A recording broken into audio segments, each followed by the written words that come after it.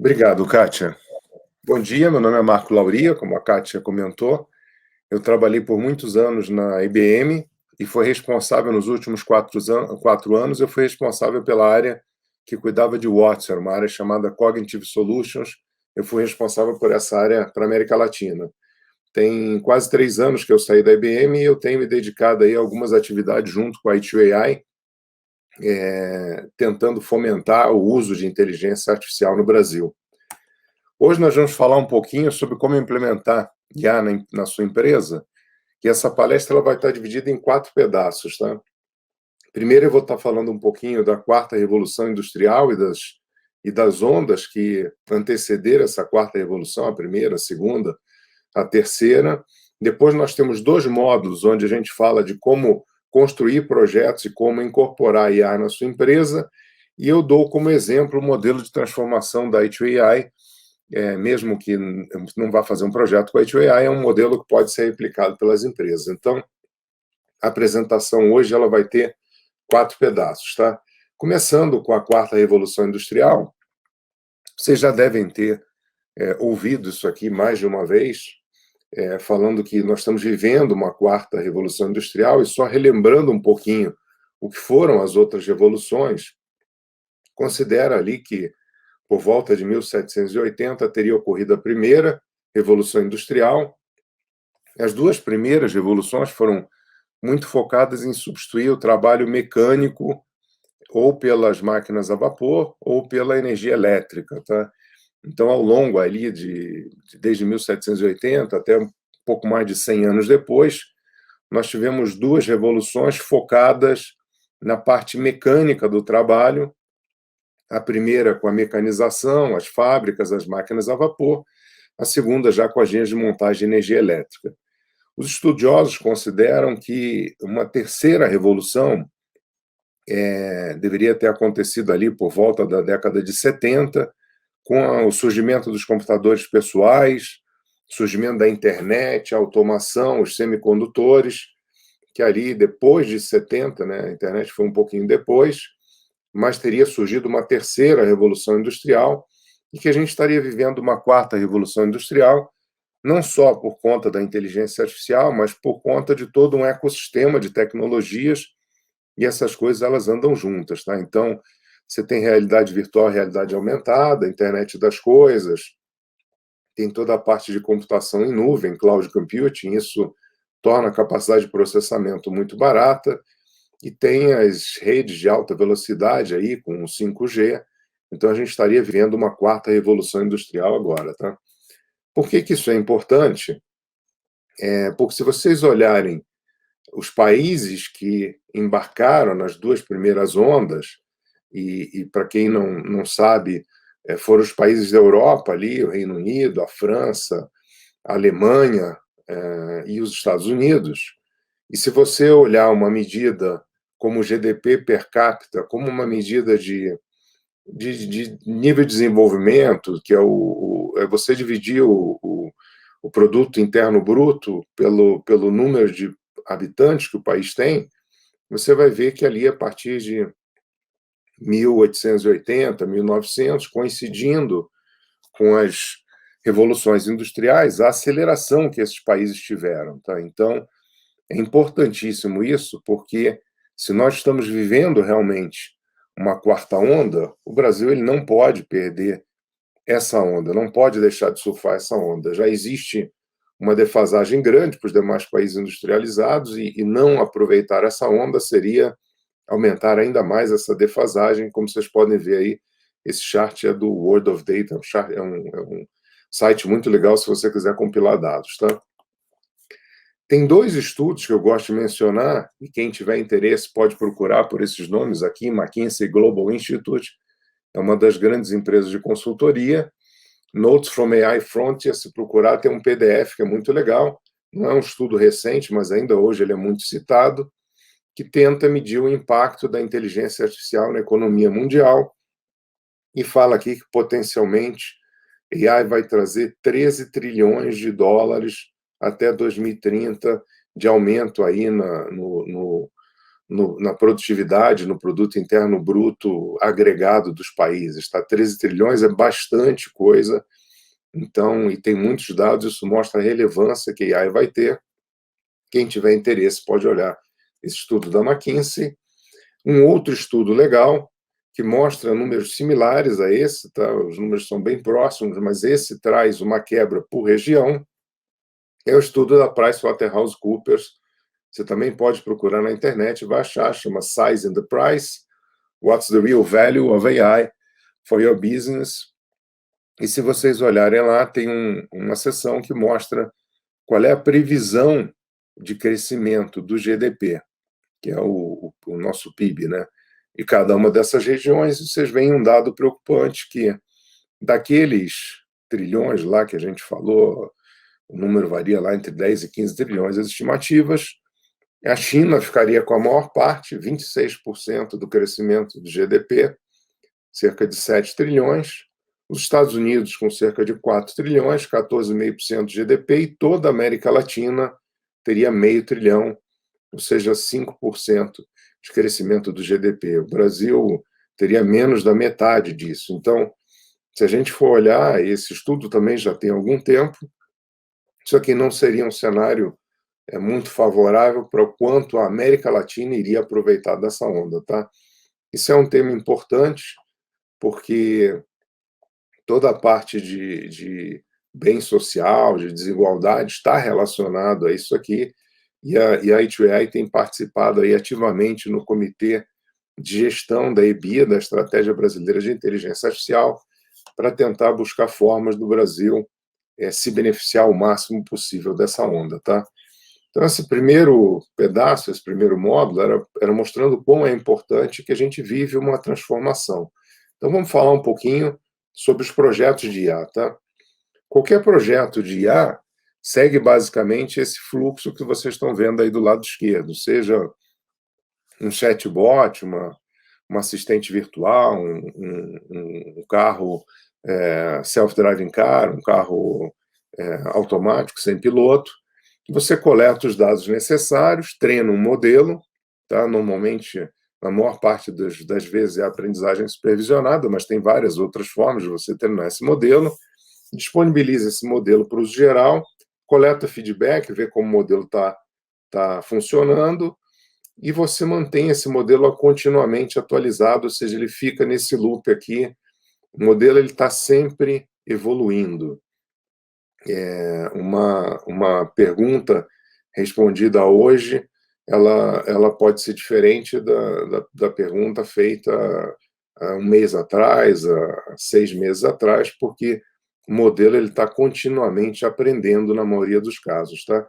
Eu queria destacar só duas coisas. Uma, a importância da qualidade dos dados, e eu acho isso aqui importantíssimo, que se você não tiver dados curados, e se você não tomar alguns cuidados com os vieses que podem estar embutidos nos dados, você corre o risco de ter problemas com esse modelo, ter um modelo discriminatório, um modelo onde ele transmite alguns dos vieses humanos para o modelo. Então, isso aqui é uma coisa importantíssima, eu não canso de falar sobre esse assunto, e alguns cuidados também com as leis de proteção de dados, como, por exemplo, a LGPD. Você vai trabalhar com grandes volumes de dados, cuidados com o que você pode fazer, com as permissões, para evitar os vazamentos. Então, são 2 pontos de observação aqui, tá? Como você escolhe um projeto de IA? E aí você deve buscar uma interseção de 2 coisas, aquilo que a inteligência artificial pode fazer, e embora tenha evoluído muito IA nesses últimos anos, IA não pode fazer qualquer coisa, especialmente tem que levar em consideração o volume dos dados que você tem, para ver se você consegue fazer isso com a precisão que você precisa, tá? E, obviamente, o que tem valor para o negócio. Não adianta fazer nada, alguma coisa que não tem valor para o negócio, e talvez tenham coisas que tenham muito valor para o negócio, mas você não consegue fazer, seja por um cenário da tecnologia hoje, seja pela falta de dados, tá? E para buscar essa interseção, eu recomendo juntar times de especialistas que têm conhecimentos diferentes, tá? Para determinar o que a inteligência artificial pode fazer. Normalmente vão ser especialistas de inteligência artificial, de machine learning, para ver o que tem valor para o negócio. Você vai precisar de especialistas de negócio, são os Subject Matter Experts, e a gente vai entrar um pouquinho em detalhes nessas duas coisas, tá? O que o time técnico vai fazer lá, o time de A? Ele deve verificar se as metas de performance são possíveis, tá? Existem modelos que conseguem atingir aquele objetivo pretendido, tá? Tem-se os dados necessários para atingir esse nível de performance, e esse é um ponto importante. Imagina que você vai fazer um sistema para diagnóstico de imagens médicas, você precisa de uma precisão alta nisso. Provavelmente vai precisar de algumas dezenas de milhares de imagens para atingir a precisão. Isso é diferente se for fazer um sistema para um sinistro de seguro, que tem um requerimento menor de precisão. Então, é preciso ver se o algoritmo, somado ao volume de dados, permite atingir a precisão requerida para aquele programa, tá? Obviamente, estabelecer um cronograma viável, com pontos de controle, com uma série de entregáveis ao longo do tempo, e determinar, obviamente, o custo para fazer aquilo. Então, isso é a responsabilidade do time técnico, vai fazer a diligência técnica. Já o time de negócio vai validar os objetivos de negócio. Se nós atingirmos aquilo que o time amarelo ali está se propondo a atingir, qual vai ser a redução de custo? Qual vai ser o aumento de renda? Qual vai ser a lucratividade? E aí validar o benefício econômico daquele projeto. Juntando o custo do lado amarelo com o benefício econômico, você pode ver qual é o retorno que esse projeto dá, tá? E eu coloquei um ponto aqui embaixo que eu acho importantíssimo, que é realizar uma diligência ética. Cada vez mais se fala sobre o uso de inteligência artificial em benefício da sociedade, algumas preocupações com o uso de IA em determinadas áreas, então, embora não seja escopo nem do time do lado esquerdo, nem do lado direito, garantir que esse projeto traz um benefício para a sociedade, tá? Como eu falei, uma análise do payback é uma razão do investimento com o que você vai ter de retorno no período. Esses dois números eles são medidos pelos dois times lá. O time da esquerda, o time técnico, vai fazer uma avaliação dos custos envolvidos, o time da direita, o time dos especialistas, vai orçar qual é o benefício que isso aqui pode ter, tá? Agora, imagina que você tenha vários projetos candidatos, tá? Na maioria das empresas, você não tem só um projeto, você tem vários projetos, então você vai fazer uma matriz, que é uma matriz similar a esses dois eixos que a gente tem aqui, onde o eixo horizontal, aqui você está falando do retorno que esse projeto vai te trazer, né? O eixo vertical vai te dar o retorno, e o eixo horizontal vai dizer qual é a dificuldade que você tem para implementar. Então, obviamente, você deve procurar alguma coisa que dê um grande retorno, mas será que você deve procurar o projeto mais difícil, especialmente se esse for o primeiro projeto que está sendo implementado? E a resposta normalmente é não. Você deve buscar alguma coisa onde o time vá aprendendo com as implementações, que ele possa fazer uma entrega relativamente fácil. Então, eu recomendo começar com um projeto que dê um retorno, obviamente, mas seja um projeto mais fácil de implementar, e ao longo do tempo você vai migrando e vai evoluindo para projetos mais difíceis, tá? Obviamente, tem algumas considerações a se fazer. Se vai usar recurso próprio, você vai contratar gente, você vai subcontratar serviços para fazer determinadas partes do projeto. Isso aqui são pontos importantes a serem analisados, tá? Se vai construir tudo, se vai implementar alguma coisa usando APIs. Hoje os grandes fabricantes têm vários desses serviços disponíveis como API nas nuvens. E, obviamente, tentar investir em coisas únicas. Não vai tentar desenvolver alguma coisa que já está desenvolvido. É melhor dedicar o esforço a alguma coisa que é única para o negócio, tá? Então, quando eu falei ali de risco, o nível de risco ele depende de vários fatores, né? E deve-se avaliar não só a tecnologia envolvida, tá? Se é uma tecnologia madura, uma tecnologia mais nova, e a complexidade do processo, mas também outros aspectos como a equipe, se a equipe é experiente ou não. Então, o conjunto de coisas aqui é que vai definir o nível de risco, tá? o mesmo projeto que tem uma complexidade média ou moderada ali, ele pode ser um projeto de alto risco, se você tiver uma equipe que é inexperiente, ou pode ser um projeto de baixo risco, se você tiver uma equipe experiente, que já trabalhou em coisas similares e tal. Então, nessa avaliação do risco, é importante levar em consideração todas as dimensões, e não é preciso que todas estejam do lado direito para ele ser classificado como projeto de alto risco ou não. Então, avalie bem o balanço, procure começar por um projeto que ele não seja tão complexo e que dê um retorno para a empresa, tá? Como eu mostrei lá no primeiro chart, você vai precisar treinar um modelo, e é importante aqui, de novo, a questão da limpeza dos dados e governança dos dados, dados incorretos, dados ambíguos, dados que incluam vieses. Então, dediquem um tempo a essa parte. Isso costuma ser a parte mais trabalhosa do projeto. Tem projetos que essa parte de governança e limpeza de dados aí consome 80% do tempo. Então, não subestimem isso aqui. E uma vez que você tem o set de dados, você vai usar uma parte desses dados para treinar um modelo e uma outra parte para testar o modelo. Tá? É importante, o modelo não deve ser testado com o mesmo dado que você treinou. Esse dado ele sabe a resposta. Então, e normalmente você pode separar aí cerca de 90% dos dados para treinar e uns 5 a 10% dos dados para você validar e testar o modelo. Tá? Então, você treina, você dá a correlação A e o B, na aprendizagem supervisionada, no teste você vai mostrar A e vai perguntar qual é o resultado de B. Tá? Normalmente, separe os dados, uns 90 a 10 é uma regra razoável para você usar. Então, a gente falou um pouquinho de uma matriz para priorizar os projetos, levando em conta dificuldade do projeto, o risco, o benefício para a empresa, a questão dos dados e da limpeza dos dados, do treinamento, mas tem outros fatores se você vai incorporar IA na sua empresa, tá?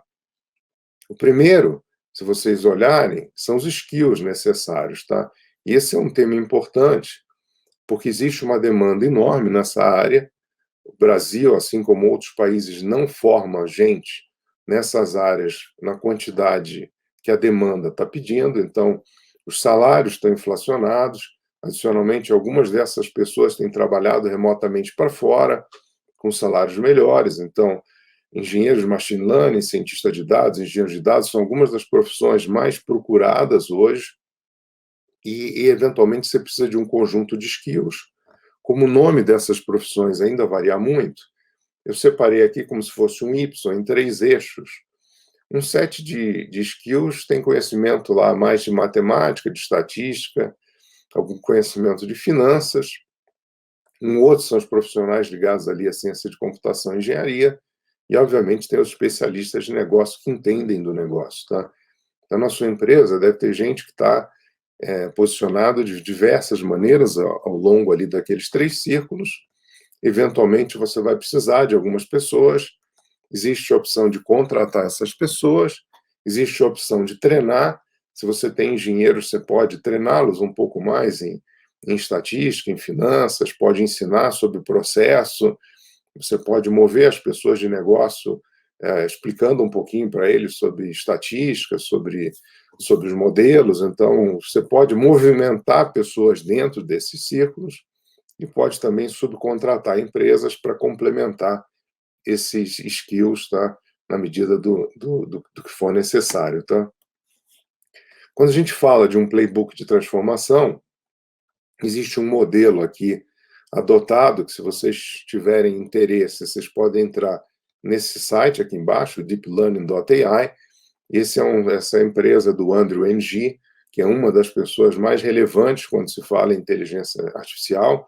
Aliás, é o fundador do Coursera, e que tem um curso, que muito do que tem nessa palestra tem no curso dele, é o AI for Everyone, é um curso que eu recomendo, e esse site aqui, para quem quiser mais informações, pode entrar e tinha um PDF gratuito lá que você pode baixar com o AI Transformation Playbook. Mas o que fala nesse Transformation Playbook é que você deve seguir aqui 5 passos e a gente vai detalhar um pouquinho cada um desses 5 passos aqui. Obviamente, a gente vai passar muito rápido por esses passos, tá? Então, a primeira coisa que eles falam é executar projetos pilotos para ganhar momento. Lembra que eu falei, vamos fazer com que o time ganhe experiência, com que comece projetos pequenos, que entregue, que isso tenha um feedback positivo dentro da empresa. Então, você não deve demorar muito para começar, escolhe um projeto relativamente simples, usa um time próprio, subcontrata um ou outro recurso se for necessário, mas vamos trabalhar para ter um projeto que vai dar resultado aí num curto espaço de tempo, alguma coisa aí com entregas em 3 meses, 6 meses, certamente menos de um ano, é uma coisa legal para você ter aí como um piloto e monte um cronograma com entregas aí ao longo desse tempo. Tá? Alguma coisa como uma primeira entrega em 3 meses, outras entregas até 6 meses, é um cronograma legal para um projeto relativamente fácil de implementar. Tá? Montar um time para trabalhar em A, nós já falamos muito nisso aqui, mas é combinando não só as pessoas que você tem, e aqui é importante não ser um time só técnico, tá? Vai precisar ter gente com conhecimento do negócio, esse time ele deve ter uma reportologia alta dentro da empresa, de preferência ele ter um sponsorship aqui de um CEO, de um C-level dentro da empresa, porque isso pode ser necessário ao longo do projeto, então vamos garantir que seja um time cross-funcional e com uma alta reportologia dentro da empresa. Terceiro ponto, você vai precisar fornecer treinamento, e quando a gente fala de treinamento aí, é não só para o time de IA, e esse treinamento aqui vai ser de dezenas, centenas de horas, e para esse em azul aqui tem bastante coisa disponível na internet, tá? As MOOCs, as Massive Online Courses, como o Coursera, o Udacity, a EDX, tem dezenas de programas aí de cientista de dados, cursos de especialização de meses, vários deles, inclusive, promovidos pelos fabricantes, aí pela Google, pela IBM, pela Amazon. Então, existe bastante material para treinar o time de IA, mas você tem que ter uma preocupação também em treinar os gerentes, treinar o time executivo, treinar todo mundo. Obviamente, não vai ser um treinamento técnico para esses aqui, e é um número muito menor de horas. Esse é um tipo de capacitação já mais difícil, é uma das áreas que a H2AI vem atuando. Tá? Então, criar cursos para gerentes, para executivos, mostrando o que a estratégia pode fazer, aspectos da alocação de recursos e tudo mais, ajudando a montar uma estratégia de IA, mas pense na educação, no treinamento para todo mundo. Obviamente, são treinamentos diferentes. Tá? 2 últimos pontos do playbook: desenvolver uma estratégia. Isso aqui é um roadmap de projetos, tá? E lembre-se, aqui do lado direito tem o que eles chamam de círculo virtuoso de A. Um projeto melhor traz clientes significam mais dados criam um produto melhor, isso aqui fica num círculo virtuoso. Daí existe uma expressão que talvez você já tenha ouvido, que é "the winner takes it all", o vencedor leva tudo. É muito comum que a primeira empresa que implementou isso e que tem o maior número de clientes, ela se beneficie disso. Não é à toa que a gente tem coisas como Uber, Waze, Airbnb, que são grandes plataformas de dados, e é difícil você destronar esses líderes, porque eles têm modelos e têm um número muito grande de clientes. Então, é importantíssimo você fazer uma atividade e não ser um seguidor na sua indústria. Tá? Você deve buscar ser um dos primeiros implementadores, porque tende a acontecer muito disso aqui, que é o círculo virtuoso, e aqueles que empreenderam antes se beneficiam disso. E um último ponto, trabalhar a comunicação interna e externa. Você deve comunicar todo mundo associado, tá? Os investidores, o pessoal, se é uma startup, quem está colocando dinheiro, venture capital no seu produto, os acionistas, o governo, as relações governamentais, comunicação interna, comunicação externa, tem vários aspectos dessa comunicação, você frisando aí os benefícios, diminuindo uma percepção negativa que você possa ter, mostrando o que isso vai trazer de melhoria para a sua empresa, para o serviço que você presta. Então, trabalhe também a comunicação, tá? Então, a gente focou um pouquinho aqui nos aspectos de você implementar um projeto, desde recursos, priorização, nível de dificuldade. O último eu vou gastar uns minutinhos falando do modelo de transformação de negócio da A2AI, e não é porque eu recomendo que faça com a A2AI, é porque eu acho que isso aqui tem uma sequência que faz sentido. Você deve adotar uma estratégia, vai dar uma estratégia corporativa, desenvolver um roadmap tecnológico, aí você vai trabalhar um portfólio, um conjunto de projetos, definir a arquitetura que vai usar, ver aspectos de governança dos dados, capacitar a equipe e ter um plano de implementação. Parece um pouco óbvia essa sequência, mas é uma sequência que eu recomendo. A gente vai falar um pouquinho delas aqui. Um aspecto que é importante é que existe uma evolução na maturidade quando a gente fala de IA, e normalmente nos primeiros fases você entende o que aconteceu, aí você começa a entender o porquê aquilo aconteceu, até que você vai para uma outra fase, que é uma análise preditiva, e você poder fazer simulações, o que pode acontecer se eu fizer isso, o que vai trazer de benefício, se eu investir um dinheiro de marketing aqui, o que isso pode me trazer de retorno, você consegue fazer análises prescritivas e você consegue desenhar cenários, tá? Então, um roadmap, ele deve ir evoluindo até que você vá para os estágios mais avançados, para você entender e fazer simulações do que pode acontecer, tá? Eu agrupei aqui a questão de roadmap tecnológico, portfólio de projetos e arquitetura tecnológica. Aqui, no roadmap tecnológico, você vai montar um conjunto de projetos onde eles vão evoluindo ao longo do tempo, vai ter um cronograma, e você vai ganhando maturidade, vai executando projetos mais difíceis. Obviamente, antes de começar esses projetos, tem algumas considerações a se fazer do ponto de vista de arquitetura, podem ser considerações técnicas, podem ser considerações de negócio. Se você for usar, por exemplo, uma API dos grandes fabricantes, você já tem um contrato com a Microsoft, já tem um contrato com a IBM, existe alguma equivalência entre esses APIs dos fabricantes, e pode ser que, se você já tem um relacionamento e já compra um serviço de um determinado fabricante, isso possa ser um determinante na escolha de qual vai ser seu provedor de tecnologia, tá? E nada impede que você tenha um modelo híbrido e você compre tecnologia de mais de um fabricante, tá? Aspectos éticos e LGPD, especialmente aspectos éticos da governança de dados, eu já falei muito disso, mas isso vai consumir uma energia razoável do projeto, e é importante fazer isso bem feito. Isso aqui pode destruir a reputação de uma empresa, então é importante observar isso aqui. No fim, se o projeto for um projeto transformacional, e hoje tem muitos projetos de transformação envolvendo a inteligência artificial, olhar a capacitação, não só a capacitação que eu comentei, mas também, eventualmente, um projeto de change management, é uma coisa importante. Se esse projeto tiver vários fornecedores, isso não é uma coisa incomum, eu recomendo criar um PMO para fazer o acompanhamento desse projeto, se reunir com alguma frequência, usar uma metodologia de desenvolvimento agile, aí quebrar o time em squads, se reunir periodicamente, aí, semanalmente, quinzenalmente, para rever o projeto, ver se ele está andando. Então, fazer um acompanhamento de um projeto com PMO.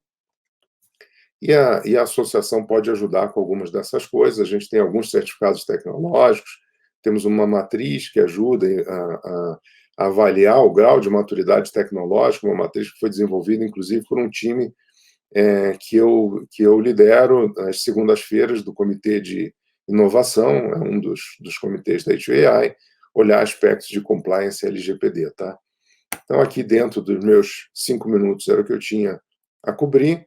Aqui estão meus dados, eu vou passar agora de volta para a Kátia, se tiver algumas perguntas, mas aquilo que a gente não conseguir cobrir aqui, se vocês quiserem, tem meu contato aqui, meu e-mail da A2AI e meu LinkedIn, e com isso eu paro a tela e devolvo para você, Kátia, exatamente aí nos meus 30 minutos.